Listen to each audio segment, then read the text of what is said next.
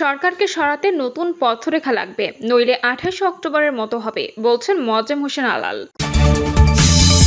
গণতন্ত্র ফেরাতে প্রভাব বিস্তার করবেন স্টারমার, আশরাফ ফখরুলের। জানাবো প্রধানমন্ত্রীর চীন সফর নিয়ে সতর্ক সকল পক্ষ। এবং সর্বশেষ জানাবো ট্রাম্পকে হারানোর অঙ্গীকার বাইডেনের। শুনছিলেন সংবাদ শিরোনাম, এবারে বিস্তারিত। সরকারকে সরাতে নতুন পথরেখা লাগবে, নইলে 28 অক্টোবরের মতো হবে, বলছেন মোয়াজ্জেম হোসেন আলাল। আওয়ামী লীগ সরকারকে ক্ষমতা থেকে সরাতে সর্বোচ্চ প্রস্তুতি নেওয়ার আহ্বান জানিয়েছেন বিএনপি চেয়ারপারসন উপদেষ্টা অ্যাডভোকেট সৈয়দ মোয়াজ্জেম হোসেন আলাল। তিনি বলেন, দেশের বর্তমান পরিস্থিতি রাজনৈতিকভাবে মূল্যায়ন করতে হবে। বর্তমান সরকারকে হটানোর জন্য নতুন পথরেখা তৈরি করা উচিত। আমাদেরকে একটা সর্বাত্মক প্রস্তুতি নিতে হবে। একটা পূর্ণাঙ্গ লড়াই ছাড়া এদেরকে হটানো যাবে না। না হলে 28 অক্টোবরের মতো কিংকর্তব্য বিমূঢ় হয়ে যেতে হবে। বিএনপির স্থায়ী কমিটির সদস্য সেলিমা রহমান অভিযোগ করে বলেন, ভারত সরকারকে ঘুষ দিয়ে বাংলাদেশের প্রধানমন্ত্রী শেখ হাসিনা চীনে যাওয়ার অনুমতি নিয়েছেন। সরকার ট্রানজিটের নামে ভারতকে যে করিডোর দিয়েছেন, সে করিডোর ভারতের এক প্রান্ত থেকে আরেক প্রান্তে যাওয়ার ব্যবস্থা হলো। সেখানে বাংলাদেশের কোনো স্বাধীনতা ও স্বার্থ নেই। বাংলাদেশ এ ট্রানজিটের মধ্যে কিছু পাচ্ছে না। তিনি বলেন, তিস্তা প্রকল্পের কারণে আজকে বাংলাদেশের উত্তরাঞ্চল শুকিয়ে গেছে। যে প্রকল্পে আমরা পানি পাচ্ছি না, সেই প্রকল্পের পানি ছাড়া শেখ হাসিনা ভারতের সঙ্গে সমঝোতা চুক্তি করেছেন। এটা আমাদের কাছে অত্যন্ত লজ্জাজনক, দুঃখজনক। বিএনপির এই স্থায়ী কমিটির সদস্য বলেন, পররাষ্ট্রমন্ত্রী বলেছেন, ভারত আমাদেরকে চিরে যাওয়ার অনুমতি দিয়েছে। ভারত আমাদের অনুমতি দেওয়ার কে? বাংলাদেশের স্বার্থ এবং কোনোটা ভালো হবে না হবে তা দেখার দায়িত্ব বাংলাদেশেরই। ভারত অনুমতি দিলে আমরা চীনে যেতে পারছি, ভারত অনুমতি দিলে আমরা চুক্তি করতে পারছি। বর্তমান সরকারের সবকিছুতে ভারতের অনুমতি নির্ভর হয়ে পড়েছে। গণতন্ত্র ফেরাতে প্রভাব বিস্তার করবেন স্টারমার, আশরাফ ফখরুলের। ব্রিটেনের নির্বাচনে নিরঙ্কুশ বিজয় এবং দেশটির প্রধানমন্ত্রী নির্বাচিত হওয়ার লেবার পার্টি নেতা কিয়ার স্টারমারকে অভিনন্দন জানিয়েছেন বিএনপি। এ সময় বিএনপি মহাসচিব আশাবাদ ব্যক্ত করে বলেন, যুক্তরাজ্যের যে ঐতিহ্য, গণতন্ত্রকে প্রাতিষ্ঠানিক রূপ দেওয়ার চেষ্টা করা, তাদের যে অভিজ্ঞতা, সেই অভিজ্ঞতা কাজে লাগিয়ে যেসব দেশে গণতন্ত্রের সংকট রয়েছে, গণতন্ত্রের ডেফিসিট রয়েছে, সেগুলোতে তাদের যে প্রভাব, সেই প্রভাব বিস্তার করার চেষ্টা করবেন। মির্জা ফখরুল বলেন, আপনারা ভালো করেই জানেন যুক্তরাজ্যে নির্বাচন হয়ে গেছে। সেই নির্বাচনে লেবার পার্টি একটা ল্যান্ডস্লাইড ভিক্টরি পেয়েছে।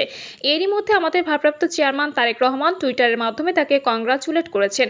আমি দলের পক্ষ থেকে আবার রিপিট করতে চাই, আমরা তাকে অভিনন্দন জানাচ্ছি। একই সঙ্গে এটাও আশা করব, তার নেতৃত্বে ব্রিটেন যে অর্থনীতি, রাজনীতির যে সমস্যাগুলো, সেগুলো তিনি সমাধানে নেতৃত্ব দিতে পারবেন। যুক্তরাজ্যের সাধারণ নির্বাচনে বিপুল সংখ্যাগরিষ্ঠতা নিয়ে দীর্ঘদিন পর ক্ষমতায় ফিরেছেন মধ্য বামপন্থী লেবার পার্টি। এই নির্বাচনে টানা 14 বছর ক্ষমতায় থাকা কনজারভেটিভ পার্টির ভরাডুবি হয়েছে। পরাজয় মেনে নিয়েছে সদ্য বিদায়ী প্রধানমন্ত্রী ঋষি সুনাক। পার্লামেন্টের নিম্নকক্ষ হাউস অব কমন্সের 650টি আসনের মধ্যে সরকার গঠনের জন্য প্রয়োজন অন্তত 326টি। সেখানে লেবার পার্টি পেয়েছে 412টি, আর ক্ষমতাসীন দল কনজারভেটিভ পার্টি পেয়েছে 121টি আসন। প্রধানমন্ত্রীর চীন সফর নিয়ে সতর্ক সকল পক্ষ। আগামী 8ই জুলাই প্রধানমন্ত্রী শেখ হাসিনা চীন সফরে যাচ্ছেন। 9 জুলাই চীনের প্রধানমন্ত্রীর সঙ্গে বাংলাদেশের প্রধানমন্ত্রী আনুষ্ঠানিক বৈঠক অনুষ্ঠিত হওয়ার কথা রয়েছে। এবারে চীন সফর নানা কারণে অত্যন্ত গুরুত্বপূর্ণ। বাংলাদেশের অর্থনৈতিক অগ্রগতির ধারাকে অব্যাহত রাখা এবং নতুন নতুন বিনিয়োগ ও বাণিজ্য প্রসারের জন্য চীনের এই সফরকে অত্যন্ত গুরুত্বপূর্ণ হিসেবে বিবেচনা করা হচ্ছে। এই চীন সফর নিয়ে সরকারের ভেতর সাজ রব দেখা যাচ্ছে। তবে আওয়ামী লীগ সরকারের পক্ষে বিপক্ষে বিভিন্ন শক্তি চীন সফর নিয়ে সতর্ক পর্যবেক্ষণ করছেন।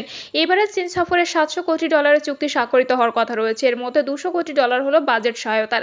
এই চীন সফর নিয়ে বাংলাদেশের রাজনৈতিক দলগুলো যেমন সতর্ক পর্যবেক্ষণ করছে, তেমনি বিশ্বের অনেকগুলো দেশ যারা বাংলাদেশের উন্নয়ন অংশীদার এবং রাজনৈতিকভাবে ঘনিষ্ঠ, তারাও এই সফরের দিকে সতর্কভাবে নজর রাখছে। চীন সফরের ব্যাপারে বিএনপির অবস্থান সুস্পষ্ট। বিএনপি মনে করছে, চীনের কাছ থেকে অর্থনৈতিক সহায়তা নেওয়ার জন্য প্রধানমন্ত্রী চীনে যাচ্ছেন। চীন সফর নিয়ে ভারতকে উস্কে দেওয়ার চেষ্টাও বিএনপি নেতারা করেছেন, কিন্তু সেক্ষেত্রে তারা সফল হতে পারেনি। ফলে চীন সফর নিয়ে বিএনপির মধ্যে এক ধরনের উদ্বেগ লক্ষ্য করা যাচ্ছে। শেষ পর্যন্ত যদি রাজনৈতিকভাবে চীন আওয়ামী লীগের সঙ্গে ঘনিষ্ঠ হয়ে যায়, তাহলে বিএনপির সামনে আর কোনো আন্তর্জাতিক বন্ধু থাকবে না। এরকম একটি বাস্তবতায় বিএনপি দেখতে চায় যে প্রধানমন্ত্রী শেখ হাসিনা চীন সফরে রাজনৈতিক সখ্যতা কতদূর পর্যন্ত করায়। প্রধানমন্ত্রী চীন সফর নিয়ে সবচেয়ে বেশি সতর্ক পর্যবেক্ষণে রয়েছে ভারত।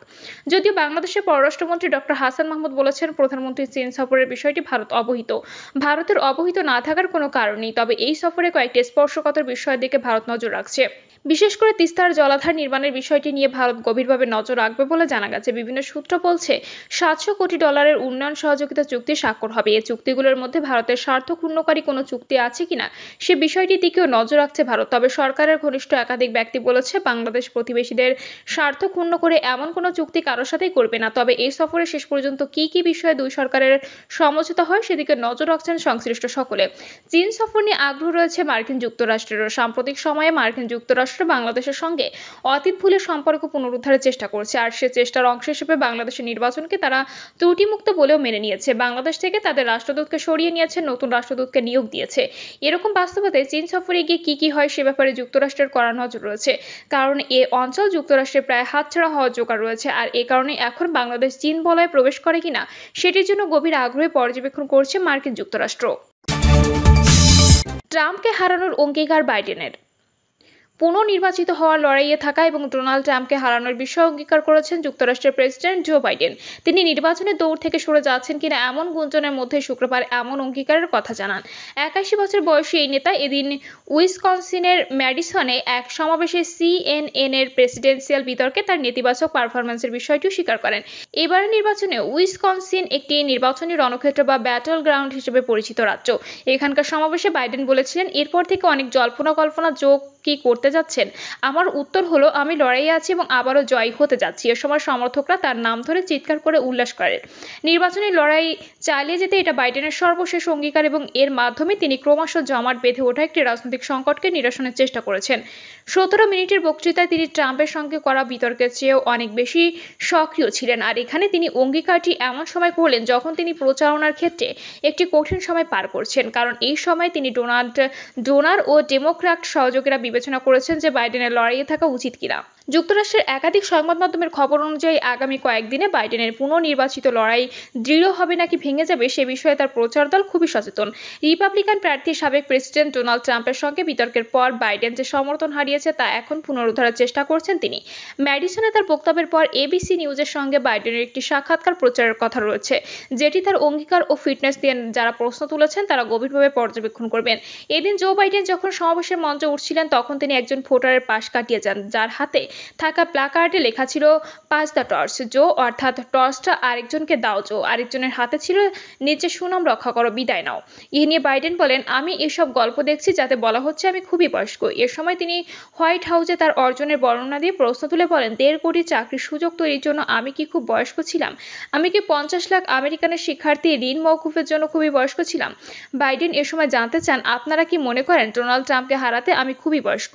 জবাবে সমাবেশ জনতা না বলে চিৎকার করে ওঠেন। এদিকে বাইডেনের আগ্রাসী প্রবর্তনের জন্য পরিকল্পনা সাজাচ্ছে তার প্রচার দল। তার স্ত্রী জিল বাইডেন এবং ভাইস প্রেসিডেন্ট কমলা হ্যারিস ব্যাপক প্রচারণার পরিকল্পনা করছেন। যেসব রাজ্যের ভোটাররা বেশি দোলাচলে রয়েছেন, অর্থাৎ যেগুলো ব্যাটল গ্রাউন্ড হিসেবে পরিচিত, সেসব এলাকায় চলতি মাসে সফর করবেন তারা। প্রিয় দর্শক, এই ছিল এখনকার সর্বশেষ সংবাদ। আপডেট সব সংবাদ পেতে চ্যানেলটি সাবস্ক্রাইব করে বেল আইকন ক্লিক করে রাখুন।